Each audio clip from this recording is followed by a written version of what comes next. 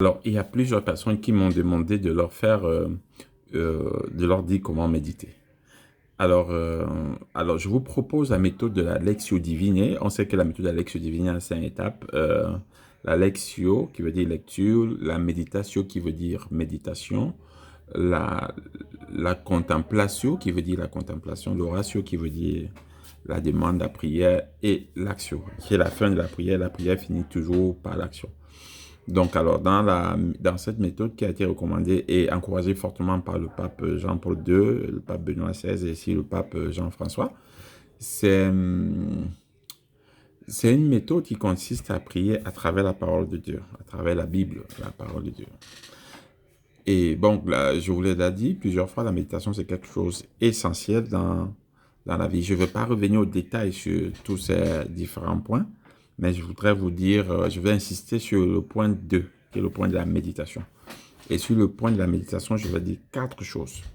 La première chose, c'est que pour méditer la parole de Dieu, il y a 2 approches. La première approche, c'est de poser la question qui, quand, comment, quoi, où. Donc, les questions qui permettent de lire entre les lignes. C'est ça le but de la méditation. Le but de la méditation, c'est de lire au-delà des mots qui sont écrits. Regardez quel est l'ensemble, la pluralité des messages que l'auteur a voulu communiquer.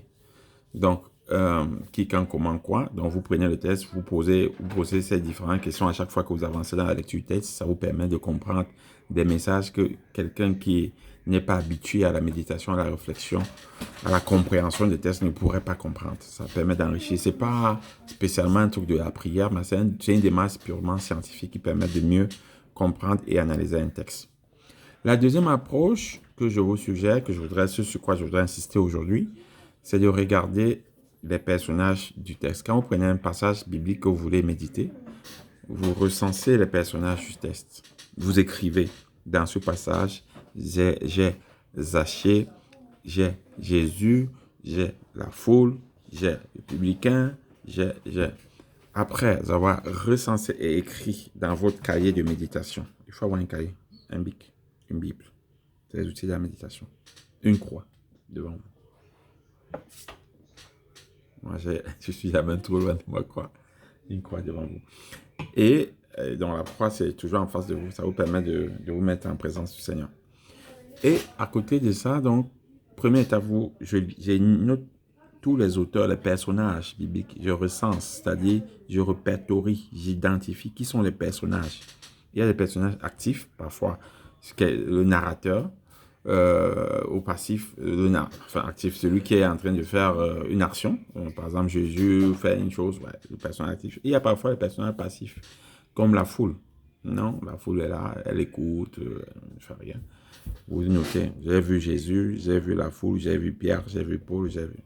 Deuxième étape que je te propose quand tu veux méditer, c'est pour chaque personnage que tu as identifié, regarde le verbe qui est associé à la personne. Jésus se leva. Ah, c'est un verbe d'action. Jésus se lève. Et quand tu regardes les différents verbes qui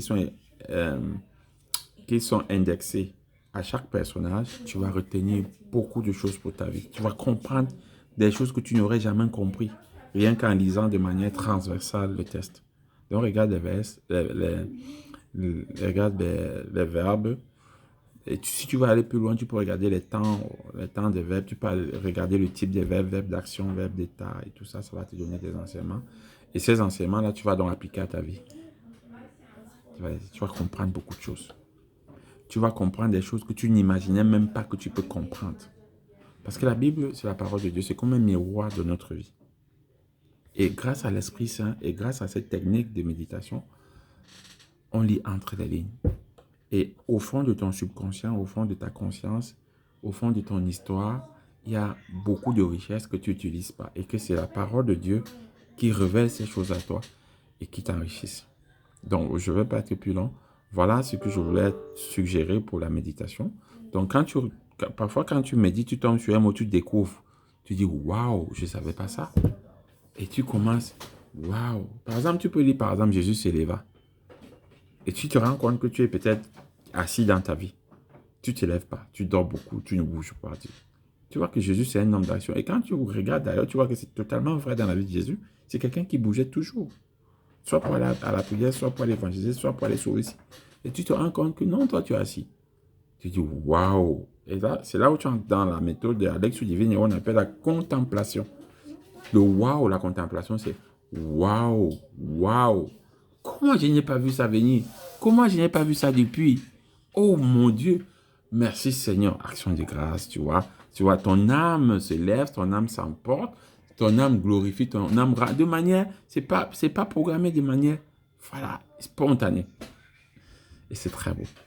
La prière, c'est ce moment sacré dans le cœur à cœur avec le Seigneur. Tu vois, tu sens une certaine joie au plus profond de toi-même. Et avec la joie, avec cette puissance, ce réconfort de l'Esprit Saint, tu sors pour aller mettre en pratique ce que tu as appris.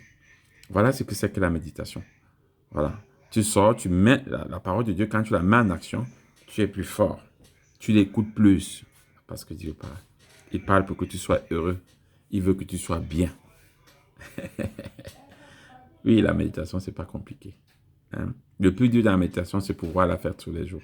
Mais je sais que tu peux la faire. D'accord? Parce que tu aimes Dieu. Parce que tu sais que c'est la meilleure chose à faire.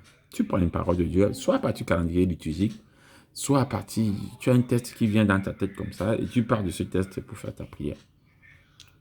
Le silence, tous les jours. Quand tu veux méditer, mets un quart de silence. Il faut savoir que tu parles avec Dieu. Allez, bisous, bisous. Sois heureux. Tu peux être heureux. Eh oui, sans avoir besoin de quelqu'un. Même si tu es au milieu de l'enfer. Et méditation. Allez, médite, ça va te faire plaisir. C'est la seule chose, la plus grande chose. Ça te permet de te rencontrer toi-même. Rappelez, quand je parlais du bonheur, je disais que la source du bonheur, c'est la méditation. Parce que tu te rencontres toi-même et tu rencontres Dieu au fond de toi. Quand tu rencontres Dieu au fond de toi, il te parle des autres. Il te montre comment tu vas les aimer. Bisous. Allez, bonne journée.